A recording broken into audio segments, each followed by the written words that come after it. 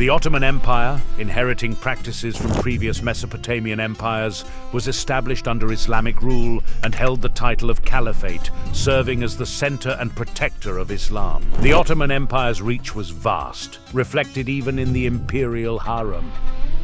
A wealthy man's harem with its privacy and opulence reflected his affluence. The number of wives a man could have was generally limited to what he could afford, usually up to a maximum of 4. In addition to wives, harems housed concubines, female relatives, female servants, and young children of both genders. The Imperial Harem, taking things up a notch, had imperial intrigue and even fratricide. Contrary to common perceptions, the Ottoman Empire did not originate the concept of harems. As the latest in a line of Mesopotamian empires, the Ottomans adopted practices from their predecessors. The main purpose of a harem, especially in the imperial context, was to ensure the continuity of the Ottoman Imperial line. It aimed for patrilineal descent from the first emperor of the Ottoman Empire. Wives, concubines, and their attendants played a crucial role in producing male heirs, as the competition for succession was a matter of life and death. Imperial harems, women secluded from the world. The entrance to the harem was tucked away in the middle of a fancy courtyard, and the women inside weren't allowed to leave. They lived in luxury, surrounded by green and blue tiles outlined in gold with elegant furniture. The outside world seemed far away. Eunuchs kept an eye on the women who could gain status, power, and wealth if they caught the sultan's fancy. The harem's physical surroundings were stunning, with a central pavilion and a courtyard for bathing and enjoying the garden. It was a peaceful place meant for contemplation. The harem was for the sultan's family, including his wife and children. The Imperial Harem had a strictly enforced hierarchy, with the mother of the current sultan, known as the Valide Sultan, holding authority. While her influence sometimes extended beyond the harem into the empire's politics, legally, her power was limited to the borders of the harem. She assessed all women to select the most suitable candidate for her son. Building a good relationship with the Valide Sultan was crucial for acquiring power and status, as she had the authority to influence the fate of the women. Directly beneath the Valide Sultan were the Sultan's daughters, highly valued for their significance in political negotiation, ending in a marriage to a prince of royal lineage. Since the Ottomans passed power through patriarchal lines, even a royal wife wouldn't provide royal children, contributing to the dynasty's relative stability. Concubines formed another group, with their own sub-hierarchy. The wealth, prestige, and position of concubines depended on their interactions with the Sultan. The concubines in the harem were not permitted to be Muslim, as Islam prohibits the enslavement of fellow Muslims by a Muslim. This practice of bringing individuals from diverse backgrounds added to the cultural and ethnic diversity within the Imperial Harem. The lowest rung comprised those who never caught the Sultan's eye, serving more menial roles. Next were those who shared the Sultan's bed but hadn't borne children. Initially, a wife or concubine could only have one male child of the emperor, after which she would cease visiting his bed to prevent sibling rivalry for the throne. While most women in the harem were free and often married to generals or nobles of the Ottoman Empire, some were slaves.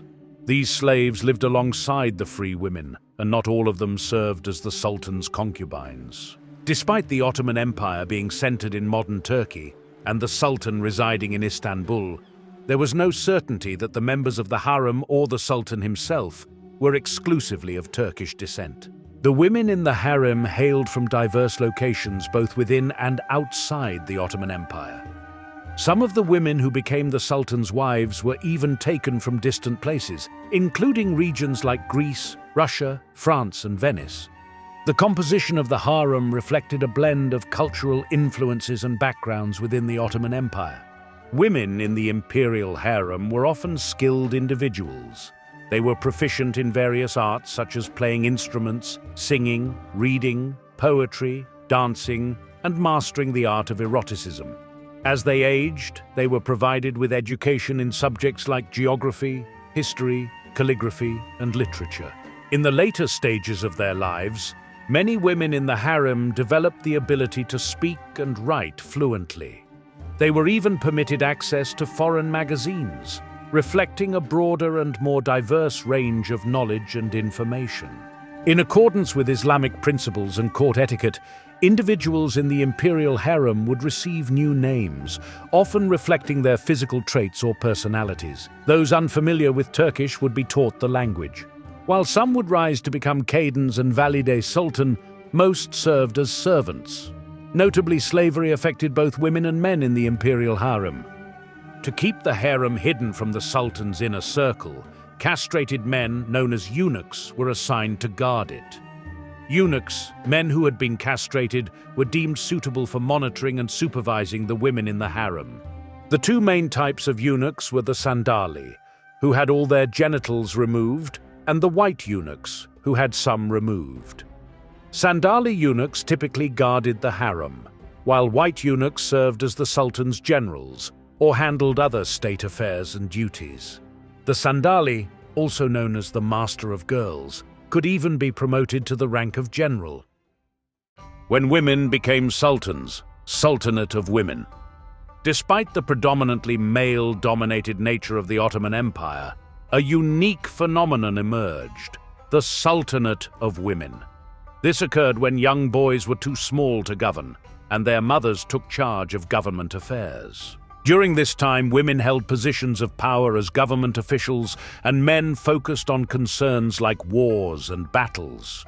The women played a crucial role in establishing peace and order until their sons reached an age suitable for state management.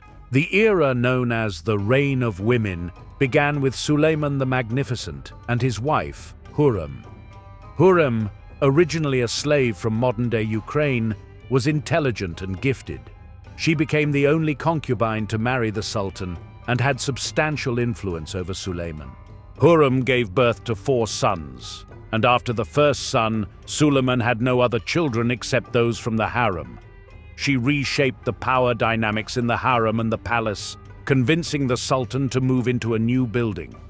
This marked a period of less experienced and young sultans in the Ottoman Empire, who were significantly influenced by harem and palace intrigues. The new sultans, succeeding Suleiman the Magnificent, spent more time within the palace and harem than their predecessors. They shifted their focus from expanding the Ottoman Empire's borders to addressing internal problems and issues. The long-standing tradition of killing a sultan's brothers upon his ascension was altered to perpetual imprisonment adjacent to the harem, creating a gilded cage rather than outright solitude and hardship. As time passed, the entire royal family secluded themselves in the royal palace, leading to a considerable increase in the harem's population. Chief eunuchs, valide sultans, and grand viziers engaged in subtle power struggles to influence the sultan. This era of Kadinlar Sultanati extended from Suleiman's reign in the early 1500s to almost the end of the 1600s. Although the Imperial Harem eventually lost its political influence, it persisted as long as the Ottoman state existed.